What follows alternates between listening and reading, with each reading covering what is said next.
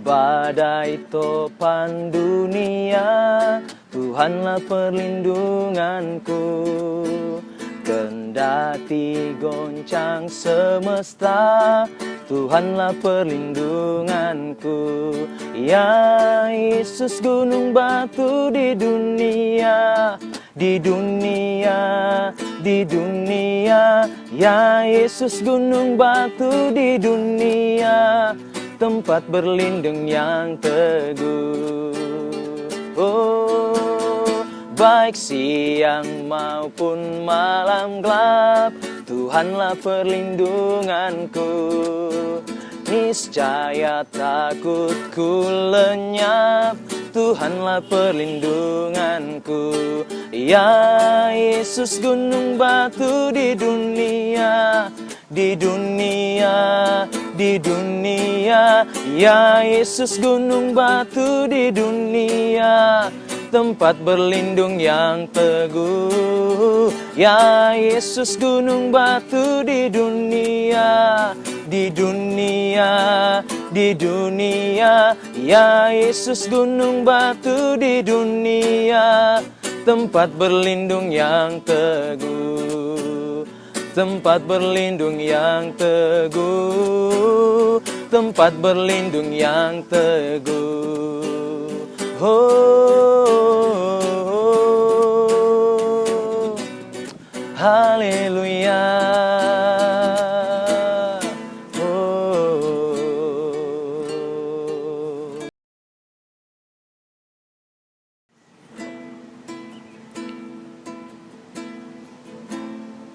Kaulah perisai di hidupku. Oh,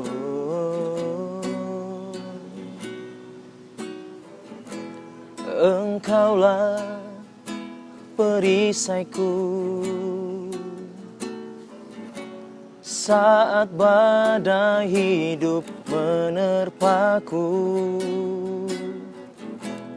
Firman-Mu di dalamku, tenangkan jiwaku. Ku kan berdiri di tengah badai, dalam kekuatan yang Kau berikan. Sampai kapanpun ku kan bertahan, karena Yesus selalu menopang hidupku.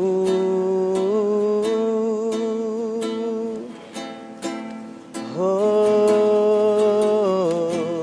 Engkaulah perisaiku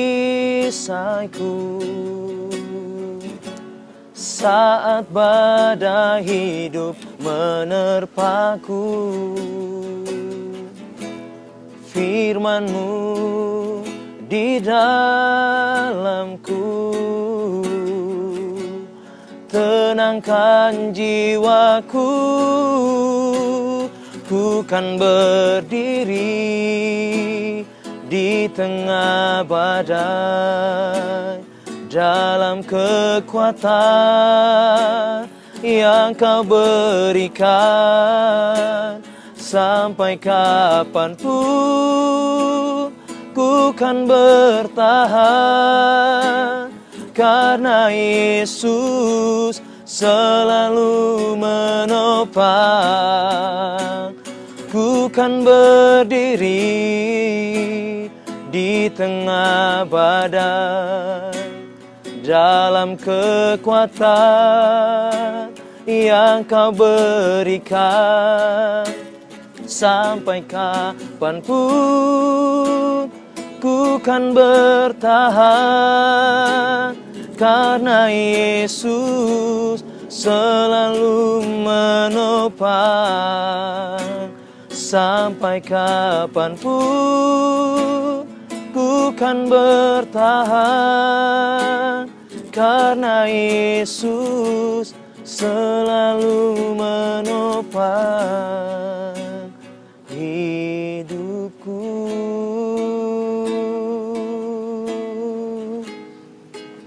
Haleluya.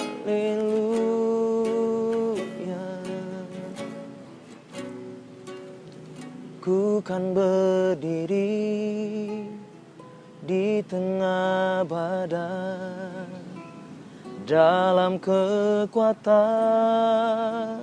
yang Kau berikan. Sampai kapanpun ku kan bertahan, karena Yesus selalu menopang.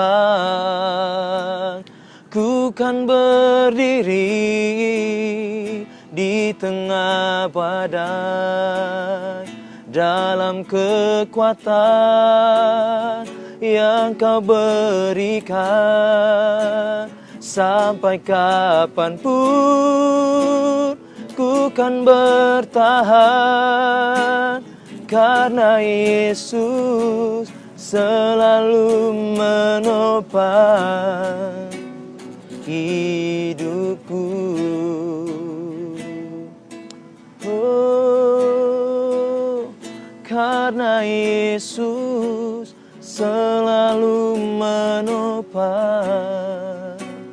hidupku.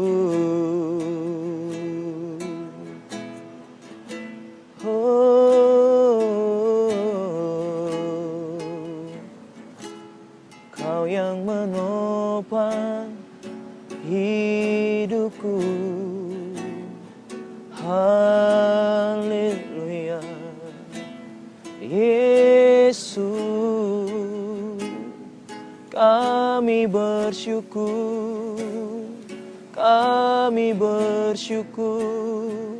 buat karyamu, buat anugerahmu.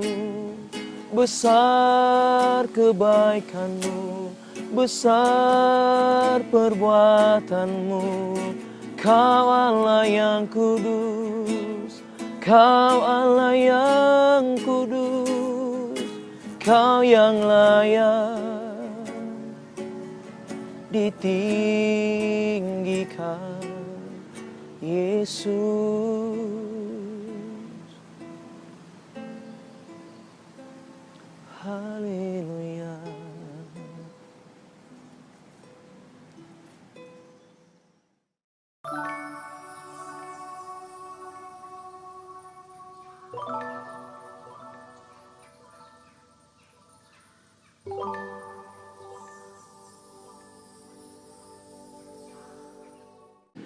Because He lives, I can face tomorrow. Because He lives, all fear is gone.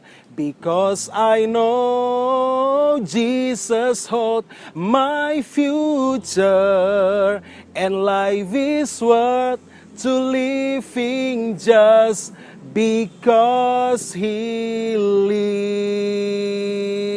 Yes, yes, yes.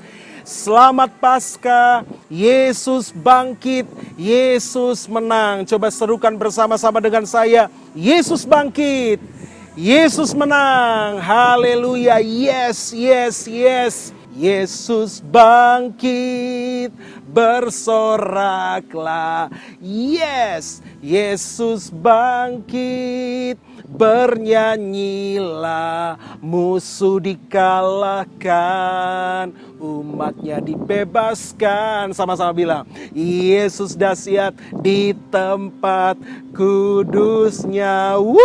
Yesus sudah menang dan Yesus sudah bangkit, mengalahkan maut, mengalahkan dosa, sehingga kehidupan Anda dan saya menjadi berbeda mulai hari ini. Markus 16 ayatnya yang ke-14 akan menjadi sentra daripada ayat untuk kita renungkan di hari Minggu Paskah ini. Markus 16 ayatnya yang ke-14. Markus 16 ayat 14 saya bacakan. Akhirnya ia menampakkan diri kepada ke-11 orang itu ketika mereka sedang makan. Dan ia mencela ketidakpercayaan dan kedegilan hati mereka. Oleh karena mereka tidak percaya kepada orang-orang yang telah melihat dia sesudah kebangkitannya. Nah, hari ini saya beri tema untuk perenungan kita di hari Minggu Paskah itu, yaitu the third Passover. Paskah ketiga. Mungkin ada bilang, pendeta gembala, apa itu maksudnya Paskah yang ketiga? Tentu kita tahu bahwa Paskah yang pertama adalah peristiwa ketika bangsa Israel keluar dari perbudakan di Mesir. That is the first Passover. Lalu kemudian yang kedua adalah Paskah yang kita peringati 2000 tahun yang lalu yang terjadi di mana Kristus menang atas maut. Dia bangkit pada hari yang ketiga setelah kematiannya. Itulah the second, itulah Paskah yang kedua. Nah, Paskah yang ketiga itu today.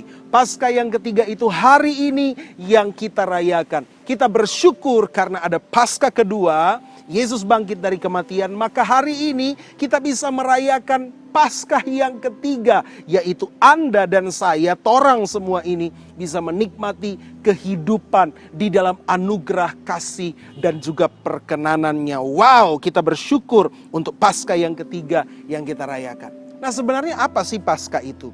Kalau Paskah yang pertama tentu bicara tentang bagaimana bangsa Israel keluar dari perbudakan. Paskah yang kedua adalah kebangkitan Yesus. Emang penting pendeta gembala torang merayakan kebangkitan Tuhan Yesus? Atau jangan-jangan ada di antara torang yang lagi ikut online worship ini yang sebenarnya masih mempertanyakan, Yesus itu sebenarnya bangkit atau nyanda? Ada banyak yang memang meragukan kebangkitan Yesus. Bahkan jangankan kebangkitan, kematiannya aja di kayu salib diragukan, saudara.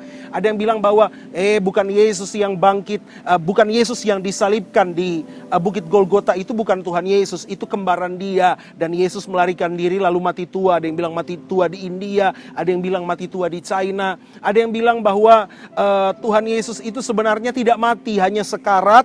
Lalu kemudian begitu hendak dikuburkan, dia lari dari kubur dan kemudian meninggal dunia di suatu tempat dan tidak pernah bangkit, saudara ya. Jadi ada begitu banyak versi. Tapi kita tahu bahwa ada 500 pasang mata, belum termasuk yang pakai kacamata. Jadi ada 500 pasang mata yang menjadi saksi Yesus naik ke surga.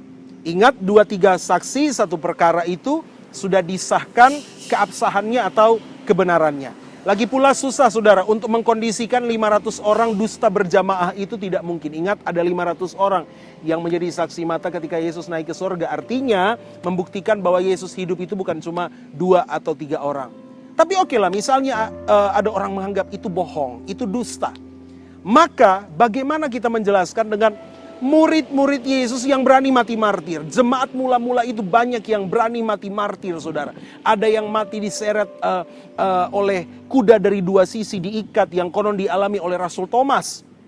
Ada yang mengalami seperti konon dialami oleh Rasul Yohanes, yaitu digoreng hidup-hidup, saudara, di wajan yang penuh dengan minyak panas. Lalu ada yang diumpankan ke binatang buas. Lalu ada yang dikumpul di satu ruangan yang sesak berdesakan, satu ruangan kecil ditumpukin puluhan orang sampai kemudian mati lemas. Dan ada begitu banyak siksaan yang mengenaskan banget, bukan cuma mengenaskan aja, yang dialami oleh gereja mula-mula pada zaman itu, saudara. Nah, pertanyaannya, apa berani ada orang yang mau mati syahid, mati martir, mati dalam kondisi mengenaskan untuk sesuatu dusta? Tentu orang pada mikir, saudara, jangankan mikir 2-3 kali, mikir 1000 kali dulu. Mati untuk sebuah dusta. Itu sudah membuktikan bahwa Yesus benar-benar bangkit dari kematian. Bahwa orang gereja mula-mula, orang-orang percaya pada masa lalu betul-betul yakin, kekeh percaya Yesus itu bangkit dari kematian. Bukan karena hasil cuci otak para rasul, tapi mereka menjadi live witness. Makanya mereka tidak takut terhadap tekanan, tantangan apapun. Oke, mungkin hari ini, saudara, kita tidak melihat Yesus bangkit dari kematian dengan mata kepala, eye to eye, kita tidak lihat Yesus bangkit. Lalu apa yang menjadi dasar kita, saudara? Ingat, Yesus berkata, berbahagialah orang yang tidak melihat, tapi apa? Yes, betul sekali. Tetapi mereka percaya. So hari ini kembali saya rindu mengencourage setiap kita, mendorong, menguatkan setiap kita bahwa percaya deh, saudara. Percaya sungguh Yesus kita hidup untuk selama-lamanya. Ada begitu banyak orang telah mengalami kuasa perubahan, kuasa pemulihan, kuasa kesembuhan, kuasa kebebasan oleh karena kebangkitan Kristus. Kalau Anda pernah berziarah ke Tanah Suci, tentu Anda akan tidak asing dengan sebuah spot di kawasan Bukit Zaitun, satu tempat yang konon itu adalah kubur Yesus yang telah kosong, dan kemudian ada satu tulisan di depan entrance daripada kubur gua itu, saudara, yaitu "He is not here for he is risen." Dan itu adalah tagline, satu kalimat yang dikutip dari perkataan para malaikat yang ketika berjumpa dengan para wanita yang hendak menjenguk atau hendak berziarah ke kuburan Tuhan Yesus, saudara. Dan kemudian malaikat bilang, ngapain ngoni mau cari orang yang sudah tidak ada, dia sudah bangkit dari kematian. Dan itu ada di situ. Lalu kemudian bisa aja kan itu diada-adain seolah-olah kosong, seolah-olah Yesus sudah bangkit, saudara. Dan pada masa itu wanita tidak diperkenankan bersaksi di pengadilan karena dianggap wanita itu pendusta. Karena orang Yahudi percaya kisah yang diturunkan dari sejarah Adam dan Hawa jatuh dalam dosa, seolah-olah laki-laki jatuh dalam dosa karena wanita. Makanya wanita pada zaman itu tidak dipercaya dan tidak diizinkan bersaksi di pengadilan karena dianggap pangbadusta. Nah, pertanyaannya, saudara, kenapa Alkitab, kitab suci, kitab Injil mengizinkan menulis satu redaksi, satu naskah yang itu memang the real peristiwa yang terjadi, yaitu wanita-wanita yang menyaksikan. Yang jadi saksi pergi ke kubur, begitu mereka datang ke kubur itu, saya tidak tahu apa yang ada di pikiran Maria Magdalena dan kawan-kawannya, apa yang ada di pikiran mereka, saya tidak tahu, sampai mereka berpikir, bagaimana mungkin kami yang para wanita bisa datang ke kubur, lalu kemudian siapa yang akan menggulingkan? Dan itu juga pertanyaan di antara mereka. Orang mau pergi ini, siapa yang mau kasih guling itu batu? Tetapi yang luar biasa, mereka tiba ke situ, the stone has been rolled away. Batu itu sudah terguling. Lalu mereka ketemu dengan malaikat. Nah, yang menarik adalah ketika mereka pulang untuk cerita sama teman-teman yang lain, sama murid-murid yang lain. Mereka mau cerita apa, saudara? Saya bisa bayangkan dengan wajah begitu keheranan, mata berbinar-binar, dengan kekagetan yang sangat mereka akan cerita. Oi, Yesus sudah bangkit. Dan pasti orang akan alah, ngonikan perempuan-perempuan yang tidak dipercaya. Dan bisa saja itu masih ada di antara para rasul yang lain, saudara. Anggapan orang Yahudi waktu itu bahwa wanita itu tidak dipercaya. Tetapi kok kenapa wanita-wanita ini yang diizinkan memberikan testimoni bahwa Yesus sudah bangkit? Kalau Alkitab ini bohong soal kebangkitan Yesus, mungkin redaksinya lain, bukan wanita-wanita. Mungkin ditaruh begini, bahwa satu kali ada puluhan tua-tua Israel datang ke kubur, disaksikan oleh murid-murid, tiba-tiba ada malaikat turun. Nah, kelihatan bohongnya ya. Tetapi kenapa Alkitab tetap cerita walaupun mungkin itu nggak akan dipercaya? Kalau redaksinya seperti yang tadi saya bilang, mungkin hari ini satu Israel sudah percaya Yesus semua, saudara. Tapi kok kenapa redaksinya harus menceritakan yang sebenarnya? Karena Alkitab is the book of truth. Maka yang diceritakan itu adalah kisah sebenarnya, bahwa ya memang wanita-wanita yang menyaksikannya. Maka sekarang di third Passover, Paskah yang ketiga, apa yang harus kita lakukan, saudara? Ingat, Paskah pertama dan kedua itu karya Allah untuk manusia. Bangsa Israel dibebaskan dari tanah perbudakan karena karya Allah. Lalu kemudian Paskah kedua, Yesus mati dan bangkit untuk menebus dan menyelamatkan kita. Itu juga karya Allah. Maka Paskah ketiga, today, hari ini yang kita rayakan Paskah ketiga, saatnya kita, Anda dan saya, torang semua yang harus berkarya bagi kemuliaan Tuhan. So, apa karya yang harus kita lakukan? Yang pertama, karya yang harus kita lakukan adalah hidup kita harus beriman. Sekali lagi, hidup kita harus beriman, saudara. Firman Tuhan berkata, kenapa? Apa yang dimaksud dengan hidup kita harus beriman? Yesus mencela ketika dia ketemu murid-murid, yang pertama dicela apa? Yang pertama dicela adalah ketidakpercayaan. Banyak orang lebih percaya hari-hari ini, saudara, berita-berita bohong, berita-berita hoax daripada firman Tuhan. Orang sekarang lebih percaya pendapat-pendapat para ahli daripada mempercayai firman Tuhan, saudara. Ya, para pakar bicara atau mungkin dokter-dokter ahli yang berkata, "Tanta, penyakitmu sudah parah, hidupmu tinggal 10. Tinggal 10 apa, Dok? 10 hari? 10 minggu? 10 bulan?" 10, 9, 8, 7, 6, semua mati ngana. Waduh, kita lebih percaya, saudara. Padahal dokter ahli ini, mohon maaf bagi para dokter ya. Padahal dokter ahli ini, saudara, ijazahnya saja kita tidak lihat. Apakah betul dia memang dokter ahli? Apakah ijazahnya kita lihat? Tidak kan, tapi kita percaya aja dokter. pendapat para ilmuwan, pendapat para pakar ekonomi. Ya kita tidak lihat profesornya didapat dari mana, ijazahnya dia sekolah ambil master, doktor di mana, kan kita tidak lihat. Tapi kita percaya aja toh apa yang dibilang di TV, katanya akan krisis ekonomi, katanya virus ini akan berkepanjangan dan lain-lain, etc. Saudara, kita percaya aja, walaupun kan kita nggak lihat toh. Masa firman Tuhan yang adalah ya dan amin kok kita tidak percaya? Ingat, apapun mungkin dokter sudah katakan kepada kita, dokter sudah vonis, tapi kita lihat apa kata dokter di atas segala dokter. Ketika dia diagnos, anamnes penyakit kita, dia bilang apa? Oleh bilur-bilurku kamu sembuh. Masa kita tidak percaya, saudara? Bukankah dia yang adalah ahli ekonomi di atas semua ahli ekonomi yang ada? Ketika kita datang, Tuhan, gimana Tuhan perekonomian sekarang? Dia datang dengan analisanya, saudara. Analisanya apa? Pandanglah burung-burung di udara. Tidak menabur, tidak mengumpulkan benih dalam lumbung, tapi diberi makan oleh Bapa di surga. Itu analisanya. Saudara percaya mana?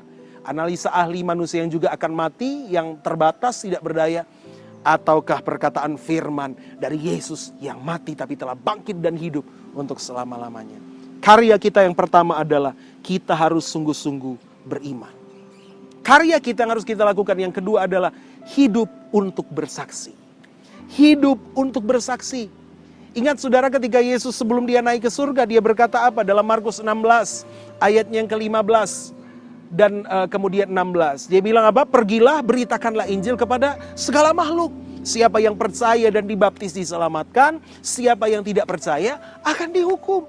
So kita hidup hari ini di Paskah ketiga untuk menjadi saksi, menangkan jiwa sebanyak-banyaknya. Saksikan bahwa Yesus itu hidup, Yesus juru selamat, dan tidak ada yang lain selain Yesus. Kita saksikan kepada dunia firman daripada Yesus Kristus yang berkata, I am the way, the truth, and the life. Akulah jalan, akulah kebenaran, akulah hidup. Tidak ada orang dapat sampai kepada Bapa di surga tanpa melalui Yesus. Jesus is the only way. Saya ingat ada satu lagu lama, saudara, lagunya seperti ini. Jesus is the answer for the world today. Above him there's no other. Jesus is the way. Jesus is the answer for the world today. Above him there's no other. Jesus is the way. Yesuslah jawaban bagi dunia. Di atas dia, selain dia tidak ada yang lain. Jesus is the only way. Yesus satu-satunya jalan. Itu yang harus kita saksikan. Sayangi orang-orang di sekitar kita. Bawa mereka untuk mengenal Kristus Yesus sebagai Tuhan dan Juru Selamat, saudara. Yang ketiga terakhir, apa karya kita di Paskah ketiga? Karya kita adalah, tadi yang pertama, saudara, karya kita yaitu hidup beriman, sungguh-sungguh percaya. Yang kedua, hidup bersaksi. Yang ketiga, hidup maksimal. Hidup maksimal. Hidup berdampak. Hidup menjadi berkat. Yesus berkata dalam Markus 16 ayat 17-18. Tanda-tanda ini akan menyertai orang-orang yang percaya. Mereka akan mengusir setan, menyembuhkan orang sakit. Mereka minum racun maut sekalipun. Mereka akan memegang ular, minum racun maut tapi tidak akan celaka. Meletakkan tangan atas orang sakit akan sembuh. Itu bicara hidup maksimal. Itu bicara hidup untuk menjadi berkat. Kuasa untuk berdampak. Itu sudah diberikan kepada kita, saudara. Tinggal kita mau pakai atau tidak. Tinggal kita mau gunakan atau tidak. Contoh misalnya, saya sudah punya SIM. Contoh misalnya saya punya SIM. Tapi saya tidak pernah menyetir mobil. Maka betapa sia-sianya SIM itu. Padahal itu adalah kewenangan yang diberikan kepada saya untuk nyetir mobil. Ada satu cerita, saudara, ada oma-oma, dia punya anak laki-laki yang merantau dari Inggris, merantau ke Amerika. Karena dia lihat Amerika pada masa itu banyak perekonomiannya sudah mulai maju. Dan dia bilang sama mamanya yang sudah tua renta, "Ma, saya mau merantau ke Amerika." Dia nabung uang, dia naik satu-satunya tahun itu kapal yang satu-satunya berlayar ke Amerika. Dan dia merantau ke Amerika, saudara. Dia ternyata jadi berhasil di sana. Dan dia jadi orang sukses di Amerika. Setelah bertahun-tahun berlalu, tetangga-tetangga ini prihatin sama ibunya yang sudah tua renta ini. Karena tidak pernah Tidak pernah dapat kiriman apapun, artinya nasibnya begitu mengenaskan sekali. Hidup bergantung sama tetangga dan mereka mulai ngutukin anaknya yang di Amerika. Ini anak ini betul-betul malin kundang, ajar kurang. Masa orang tuanya dia sudah berhasil di Amerika tapi tidak pernah bantu kayak kirim uang atau apa. Mereka datang kepada mamanya dan mereka tanya sungguh-sungguh, "Bu, apa memang anak ibu tidak pernah kirim sesuatu selama dia di Amerika?" "Aduh, anak saya itu memang dia sudah melupakan saya. Dia cuma kasih kabar lewat surat, saya sudah sukses, saya sudah berhasil. Tapi itu aja yang dia kirim. Dia tidak kirim bantuan apa-apa kepada saya." Masa dia cuma kirim surat?" "Iya, dia cuma kirim surat. Dia cuma kirim surat bilang saya sudah baik, saya sudah sukses." Dan selain surat, dia kirim kertas warna-warni yang tidak tahu apa. Waduh, tetangganya kaget karena ternyata itu adalah uang dolar, saudara, yang ternyata memang rutin dikirim.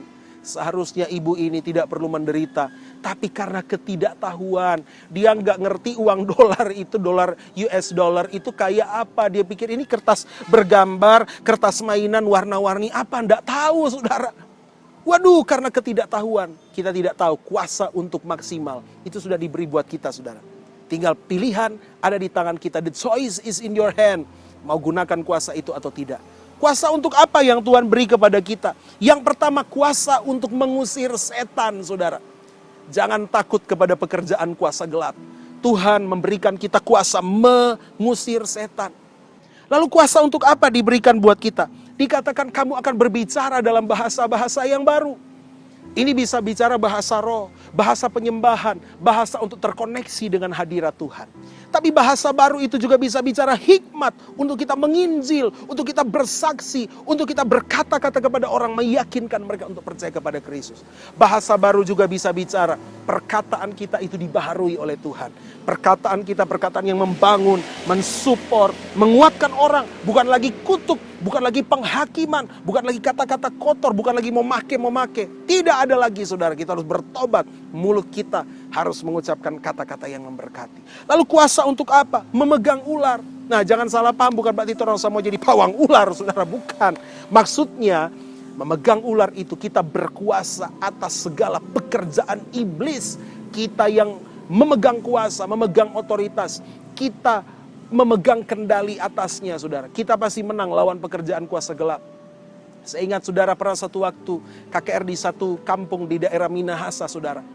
Malam pertama KKR, saudara, ternyata ada yang coba-coba mau menyerang dengan kuasa kegelapan. Saya sementara khotbah, tiba-tiba ada binatang besar, enggak tahu apa, datang di leher saya, menggigit saya. Pada waktu itu, saudara, waduh, sakit sekali, tapi saya tetap khotbah dan melanjutkan malam itu. Malam itu demam satu malam, saudara. Dan ada yang bilang, enggak usah lanjutkan untuk KKR malam berikutnya, karena ini sudah dalam keadaan sakit demikian. Tapi saya bilang, nyanda, harus tetap memberitakan firman Tuhan. Waktu itu saya masih kecil, saudara, masih SD. Kalau tidak salah mungkin kelas 4 atau kelas 5 SD. Malam kedua mungkin karena tidak mempan, dukun yang langsung datang di depan panggung, saudara. Dukunnya datang, tongkatnya ada tongkat, ada kepala ular, saudara. Oh, tetapi kita percaya Tuhan beri kita kuasa menang atas segala pekerjaan iblis. Begitu selesai KKR, saudara, dukunnya tidak bisa berjalan. Sonem boleh pulang dia, karena dia sudah jadi lome, orang Manado bilang. So kentok dia, so nak tabah jalan. Dia harus digotong pulang. Tidak beberapa lama setelah itu dukunnya meninggal. Nah, itu artinya apa? Kita diberi kuasa oleh Tuhan menang atas pekerjaan iblis. Memegang ular, minum racun maut. Bukan berarti kita mau coba di rumah lalu kemudian minum baygon karena kita pikir ada baygon rasa stroberi. Bukan, saudara. Jangan coba-coba ya, jangan mencobai Tuhan. Maksudnya apa? Apapun tantangan yang datang dalam hidup kita, kuasa Yesus yang terlebih besar. Mungkin keadaan sekarang sedang sulit, sedang sukar buat sebagian kita. Tapi percaya, bagi Yesus tak ada yang mustahil. Bagi Yesus tak ada yang tak mungkin. Mujizatnya disediakan bagiku. Ku diangkat dan dipulihkannya. Karena Yesus bangkit, maka kita bisa berkata, segala perkara dapat kutanggung di dalam Yesus yang memberi kekuatan kepadaku. Sebab aku yakin bagi Yesus tidak ada perkara yang mustahil. Dan yang terakhir, kuasa yang diberikan Tuhan kepada kita, meletakkan tangan atas orang sakit. Belakangan ini saudara, ada yang lagi viral saudara, menghakimi. Kalau memang berani, ayo tumpangkan tangan atas orang-orang yang kena virus corona saudara. Oh, bukan maksudnya begitu, itu namanya mencobai Tuhan saudara. Ya, dan sudahlah, hari gini saudara, yang ada kita saling mensupport, saling menguatkan. Bukan saling baku-baku tantang, aduh nyanda saudara. Bukan DP Horas. Apa yang kita bisa buat bagi bangsa ini? Berdoa, sungguh-sungguh, bersyafaat, adakan peperangan rohani. Lalu apa saudara? Ikuti anjuran, himbauan pemerintah yang bisa stay at home. Kalaupun harus beraktivitas di luar, tetap jaga kesehatan, jaga kebersihan, tetap ikuti protokolnya. Itu yang bisa kita lakukan. Dan di samping itu berdoa, berjaga-jaga. Kita percaya badai ini pasti akan berlalu. Dan kita akan lihat kemenangan dari Tuhan. Biarlah kuasa kemenangan dari Paskah yang ketiga ini akan menyertai kehidupan setiap kita. Haleluya, puji Tuhan. Tuhan memberkati kita dengan firman Tuhan. Amin, amin, amin.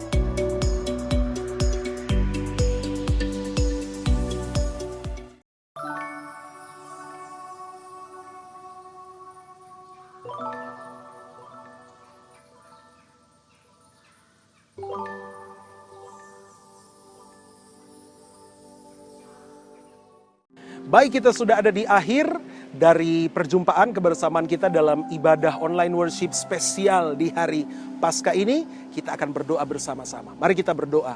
Terima kasih Tuhan Yesus, kami bersyukur untuk kebersamaan kami yang begitu indah di hari yang penuh dengan sukacita ini. Terus kami menopang dan memberkati bangsa kami Indonesia dalam upaya-upaya untuk memerangi COVID-19.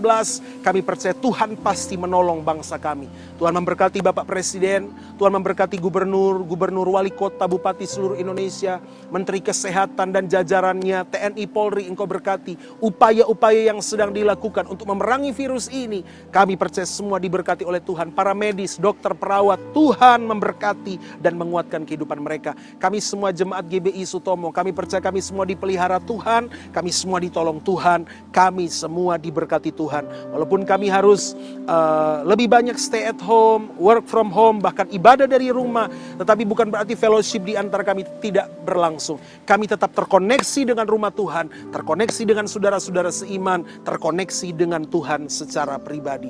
Terima kasih Tuhan Yesus. Kami bersyukur untuk ibadah Paskah yang luar biasa ini. Kami percaya kami semua sudah mengalami kuasa, kemenangan dan kebangkitan yang Tuhan sudah kerjakan. Haleluya. Terima kasih Tuhan Yesus. Jemaat Tuhan, bukalah hatimu dan bukalah kedua tanganmu di hadapan Tuhan. Terimalah berkat Tuhan. Tuhan Yesus menyertai, memberkati dan melindungi engkau. Tuhan Yesus menyinarimu dengan wajahnya dan melimpahkan kasih karunia-Nya. Tuhan Yesus senantiasa menghadapkan wajahnya kepadamu dan memberikan engkau damai sejahtera. Terimalah berkat dan jadilah berkat di dalam nama Tuhan Yesus Kristus. Mari kita berdoa, doa yang diajarkan Tuhan Yesus, doa Bapa kami. Bapa kami yang di sorga, dikuduskanlah namamu, datanglah kerajaanmu, jadilah kehendakmu di bumi seperti di sorga. Berikanlah kami pada hari ini makanan kami yang secukupnya, dan ampunilah akan kesalahan kami seperti kami juga mengampuni orang yang bersalah kepada kami, dan jangan bawa kami ke dalam pencobaan, tetapi lepaskan kami daripada yang jahat, sebab Engkaulah yang punya kerajaan dan kuasa dan kemuliaan sampai selama-lamanya. Haleluya, haleluya, haleluya. Amin, amin, amin. Selamat Paskah buat kita semua. tetap menikmati setiap berkat dan kebaikan Tuhan.